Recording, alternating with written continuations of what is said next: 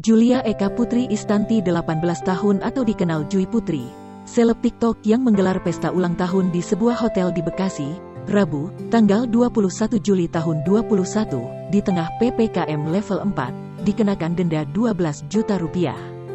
Atau subsidiar 20 hari kurungan penjara, Kamis, tanggal 29 Juli tahun 2021. Sidang operasi justisi tersebut digelar di kantor Kecamatan Bekasi Utara, Kota Bekasi.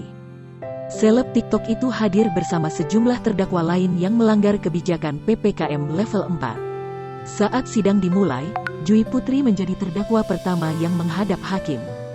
Melalui jaringan virtual, Jui mengaku bersalah kepada hakim lantaran telah melanggar aturan saat penerapan PPKM level 4. Dengan mengenakan baju berwarna hitam dan hijab bernuansa merah, Jui tampak gugup dan suaranya gemetar saat majelis hakim bertanya kenapa berani melanggar aturan PPKM level 4. Untuk Julia Eka Putri Istanti, apakah kamu sehat?